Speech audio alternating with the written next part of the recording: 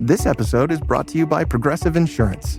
Fiscally responsible, financial geniuses, monetary magicians.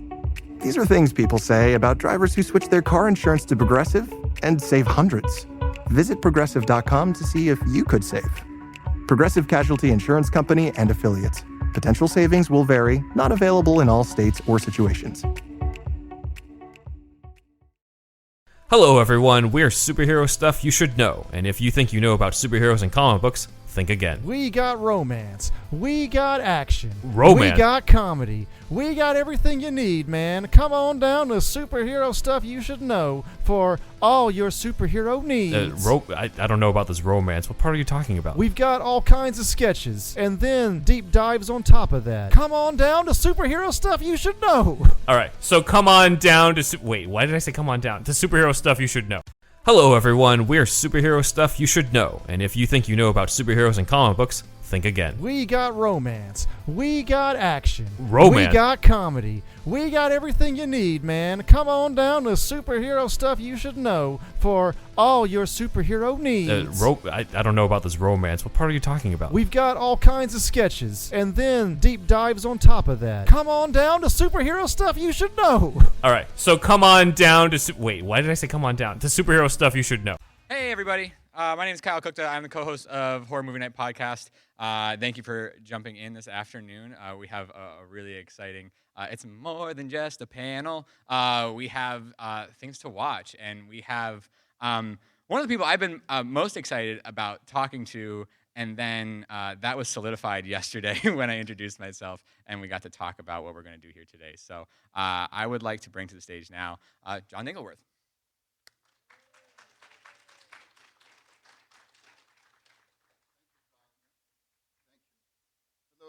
Hello, lovely people. My name is John Dilworth, and thank goodness you are not. But I'm here because my host is the most gracious. Thank you, Craig and Sandy. And this Creature Feature Weekend, so that I could present to you two unique pieces. One, a short called The Chicken from Outer Space, which and rightly so, because it's rare to produce anything of any quality once in one's lifetime. And this short really started it all, incidentally. And then my latest short, which is a romantic horror comedy about relationships and werewolves called Howl If You Love Me. And Kyle and I will be discussing these two films, and after that, I presume we will have questions, interrogations, abuse. I will answer all, because I am here as your servant, and I am grateful for your attendance. And I think that concludes this opener. Thank you. Back to the stage, John Dilworth. Thank you for your grace on that. Very excited. And this is the stuff I love. I love that we get to have something to chat about, and sort of almost a up to date retrospective book ending of work. Hello? Yeah. Does this work? Go ahead. Hello? Hello?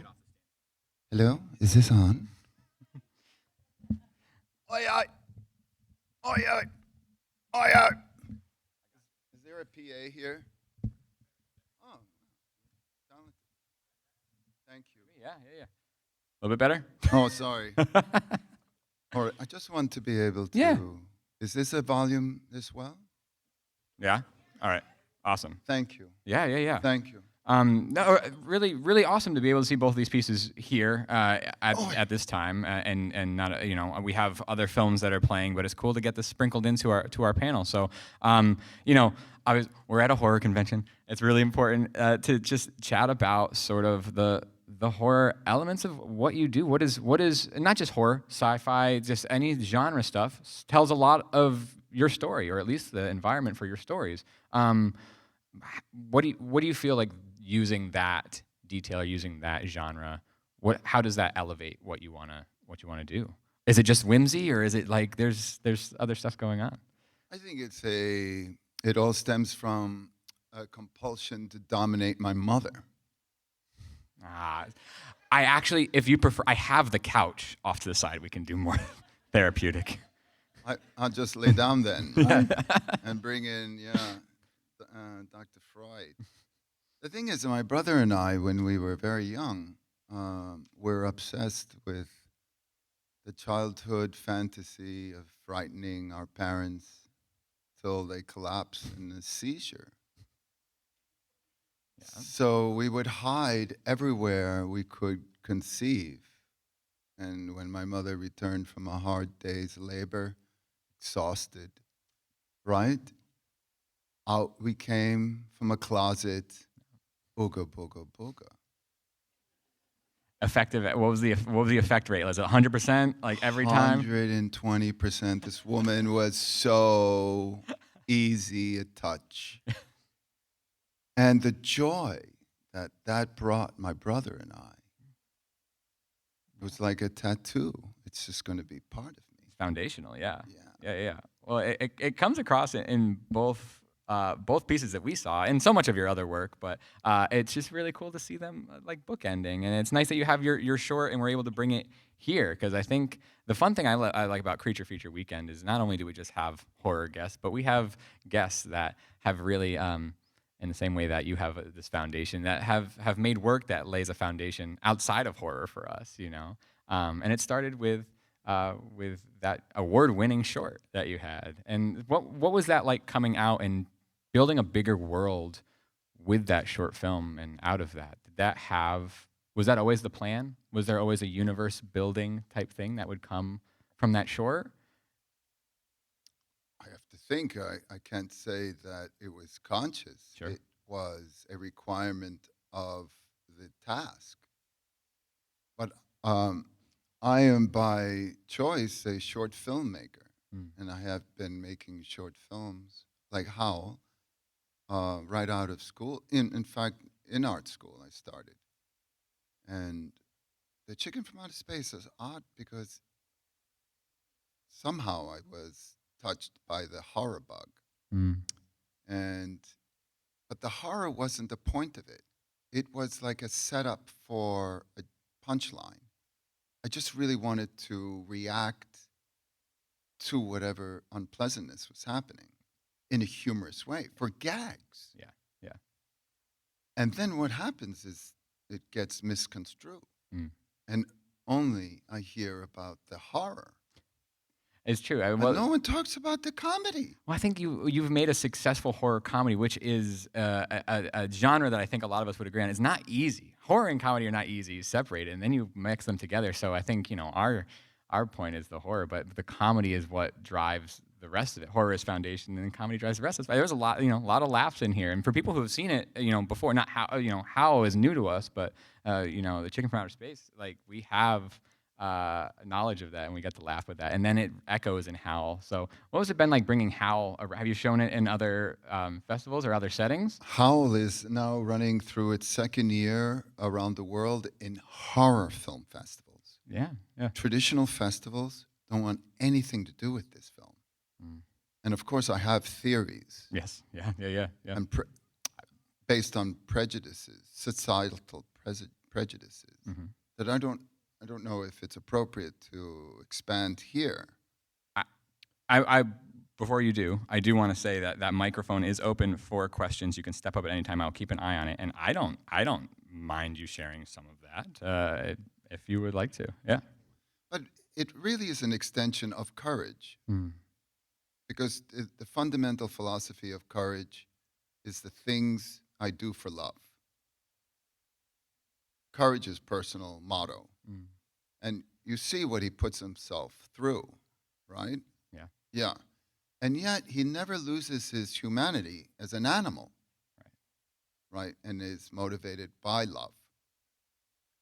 And even love for the less pleasant qualities of humanity. Sure. Eustace. And every villain or adversary that he confronts, there's no hostility, right? It's almost like he already accepts that this split, this duality exists in us. So what prevents us from being totally evil or ridiculously good? Right, right. That's a beautiful dichotomy because I have a toddler. He's 4 years old, and right now it's all about dichotomy. It's good guy versus bad guy, or like good versus evil, and to Yeah. not have to have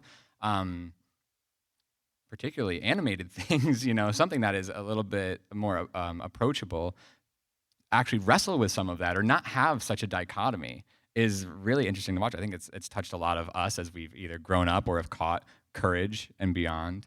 It's a really loving and interesting character and cartoon and arc, and I like that you described it that way. And I think that gives people something to chew on, which is why it's been so successful. I think for me, it's more of a contradiction to the established beliefs that there is only one and another, right? A genuinely good person who's compassionate can do cruel things, but is not cruel, Sure, right? sure, yeah. And you could even have, as an argument, a cruel person who is capable of doing kind acts, but is mostly cruel. Right. The leading one is the cruelty with the two C's. And I had an attempt to portray this with Eustace, with his visit to his mother, who was even more cruel to him. Right? Right. So you're talking a generational cruelty learned generational behavior. Yeah. Yeah. And he didn't have an opportunity to think of another way. Right? It's the maze. You just go this way. I came from parents who were like, cartoons are not great, and just to talk with somebody who is creating something on a different level or something that has emphasis on that is really lovely. So I'm happy to talk that, and I caught that we have a question up at the microphone here. If you'd like to come up and ask your question to the microphone, you can just give us your name. Hello, I'm Jolin.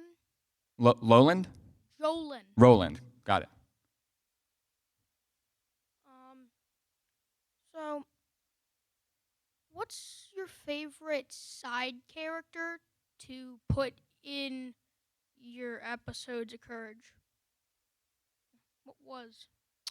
I like to call side characters supporting players, right? And I think the lint lady.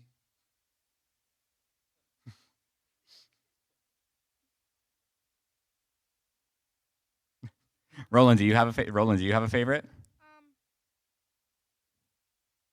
No, not really. Not really. All right, lint lady. Yeah. I had voiced 104 supporting characters in the Is that cartoon. right? Every cartoon I did a voice because SAG pays you incidental voice acting. Got it. I had the professionals do the heavy lifting, and then I just did a walkthrough. That's pro move. But I did the voices of some pretty indelible characters like King Ramses. Return the slab or suffer my curse. That thing, right? And then perhaps we know this other one, the floating head. You're not perfect. Yeah, that thing. Yeah, it's actual very very full reaction. yeah. So these things were not intended to frighten anyone. I mean, it really wasn't. No. I'm not thinking writing. I'm not thinking drawing. How can I frighten the jeepers out of people? That's almost sadistic, right? Right. So I just thought, what a cool image, right? And it has its own world. But I'm innocent of any blame. That's right. You didn't mean to scare anybody. Yeah, so that's it. And then Lint Lady is another one. I had lots of fun with her. But just doing incidental supporting characters. Yeah. It was a lot of fun. Over 100 too. Yeah, you Yeah, get to play. I never Yeah. get any credit, of course. Yeah. Well, here your credit is here, and Yeah. I'm glad to hear Lint Lady is strong in that race. Yeah, yeah. And in Howlett, If You Love Me, the component of sacrifice is constant with courage. And the young man in love with his woman offers himself, right, to save her. Granted, it's not a great concept. It's rather Main Street, but there was a point in it. And the conventional, I feel, is still potent. No doubt. The idea of a union under rights, virtues, right, that needs to be honored. And you can't do that if you're not willing, forgive me, to sacrifice parts of your life, you know. Certainly. So transformation. There's an argument that Jules, the woman, had acted in a way to set Jim up to become a man. Interesting. That she sacrificed herself to get caught, to raise him up. Now, it was a gamble. Yeah. He could have ran. Right. But he didn't. Yeah. Yeah. They have that established relationship under the full moon, and like an actual human or wolf-to-wolf relationship under this full moon. So the sacrifice is, or who sacrifices, not necessarily the question, but the fact that there was a sacrifice at all and has kept them together. And there were two sacrifices. Yeah. And under the moon, as we all know about the moon, is a thing that dies and comes back to life. Right? Cycle, yeah. And in the end, when they come back to life, it is the sun that greets them, the eternal light. Right? So it's symbolism and metaphor are all through all my shorts, without a doubt. all of them. Yeah. And courage is loaded with them for those that seek them out. Yeah, absolutely. Yeah, no, and you're in the right place for people who have. I know that for a fact. We have another question up here. So my big question is: so you have so many different characters, so many different, villains throughout the shows, but all of them have good motivation. That I feel like at least every character you can understand where they're coming from, even if they're a silly chicken from outer space, you can still kind of understand what their goal is. How do you accomplish setting up goals for villain characters? Yeah, motivation, right? What motivates us? It takes some consideration. And if you have a villain, adversary, let's say the chicken from outer space. I mean, the original chicken from outer space came, right? Courage zapped him. It only seems reasonable that there's another chicken from outer space to take revenge, right? It's the oldest Greek setup, nice. Yeah. right? I mean, the earliest human. So there it is. That's one motive, right? Revenge, familial revenge. Yeah, the thing about that is, in our most modern times, is it necessary? Are there not another way? Right? This whole idea of retribution, I'm against. That's the compassion of being human. But not saying to be let free to continue doing your naughty. Right? Right. Yeah. Right. I mean, there is accounting to be done. Well, absolutely. Accountability is right, and there's also other variables and other characters and other people who have complete other motivators, and they have a whole other thing that sometimes those paths don't even cross.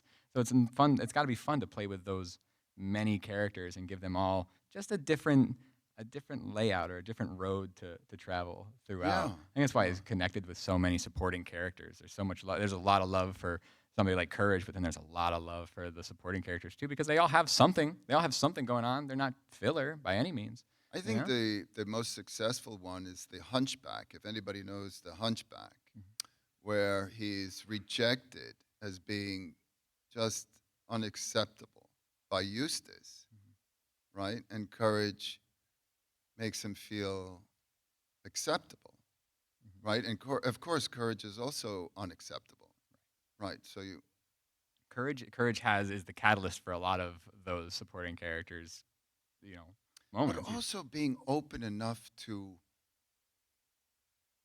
be there for somebody. No doubt. Yeah. Yeah. There's empathetic quality Yeah. that dogs have. Yes. Right. Dog is the perfect place. Yeah. It was a dog that first recognized Odysseus when he returned from the Trojan War when nobody else did. It was his dog who knew after 10 years. Yeah. Yeah, That's dogs amazing. are magic. Dogs are magic. Yeah, Absolutely. dogs are magic. Dogs are magic. We got another question up here. My question's actually from my son Evan, but he didn't want to come up. So Evan, Evan, we got you, buddy. he was just wondering why you decided to make Courage pink. If there's any symbolism behind the color. what's wrong with pink? Nothing. I think there's a lot of love for pink. Well, the thing is, one of my favorite cartoon characters is the Pink Panther. And that did influence my choice of a color to perhaps suggest a vulnerability, right? A delicacy, let's say, of sentiment, right? And perhaps even an attraction. I mean, who could object to such a rose-colored character? Yeah. But I couldn't believe at the time the network having such trouble marketing a pink dog in a boys' market that it really troubled the network. And I don't think we've ever survived it. They changed the color. They didn't call it pink anymore. They called it fuchsia. Pardon me. No, pardon that's me. So there is a prejudice Yeah. to colors in business. I mean, it's marketing, but this goes back to my earlier No, it's more. It's thought. more than that, though. What you're getting at is more than that about the pink versus fuchsia and the gender of it all at that time period. But it goes on still. Of course. Yeah. Of course. Yeah. And the way that we're being compartmentalized to think, that's entrainment. Yeah. So pink was a deliberately ignitable gesture on my part, but for the good, Yeah. right? And then to confront prejudice. Yeah. Well, I think that just that detail alone helps us approach Courage, regardless of what marketing and marketers said. And maybe it was difficult at the time, but the longevity lives on beyond that moment in time when they're trying to market it. It You goes. see it on TV. Scooby is brown. Yeah. Blue's they're blue. It's absolutely engineered. Yeah. Yeah. Yeah. Without a doubt. Yeah. Without a doubt. There's another question right here. Hi. So this is actually another question that kind of has to do with dealing with the network. Coming at this as an early 2000s kid, so I kind of watched as Courage got shifted through the blocks till it was like towards the end, like just before Adult Swim, basically. How do you feel about kind of that changing perspective that it seemed the network developed over the years? That is a decision that people tasked with the job of exploiting product are involved in, not creators. We don't have a say in that. They have all the wizardry and data about how to position a product to maximize profit. Also, it's a means of diminishing competition. If an existing product that's similar would suffer from a new product. Was that too complex? No, I might have worded it a little differently. I guess kind of an overall, like, how not just the network but media saw Courage, because it went from being like a midday show to before like the adult for the older folk show. So like Huh. just kind of like, I guess subject matter wise was more so my thought. I just think it's maximizing the exploitation principle. And also to, again, like I just said, there are so many strategies going on. It's not possible to know which one. It's backroom stuff. Yeah. Nobody ever conferred with me. Sure. Yeah. Yeah. It wasn't. Yeah. Yeah. We have time for one more question. I thought I saw some more folks lined up here, and then we got to skedaddle. But we have time for one more. Possibly. Yeah. Hi, Hi. Jen. So I kind of grew up with Courage the Cowardly Dog and how it had all these different influences and different horror influences, everything from like cosmic horror to creature features, all in kind of this almost Twilight Zone type setting. But what I would like to know is, what do you think is the scariest episode of the show? Were any of them kind of based on something that you found frightening yourself? Really? Yeah, I'm curious.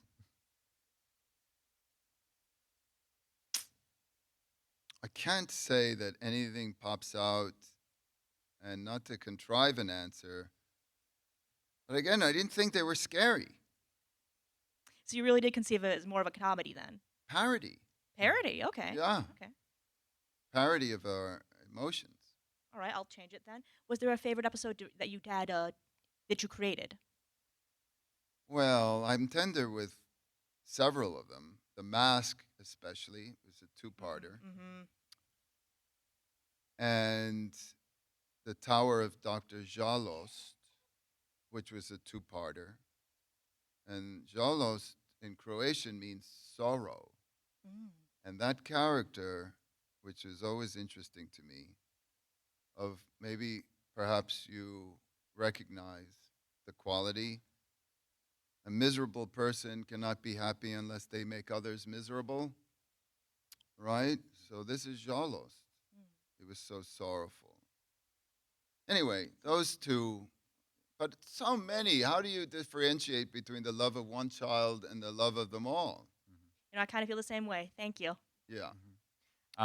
Thank you so Yeah, much for this thank awesome you, and afternoon thank conversation. You. can see. What a lovely town. Thank you. Thank you. You can continue to see John at his table all weekend, and we appreciate you being here and spending some of your afternoon with us. Thank you.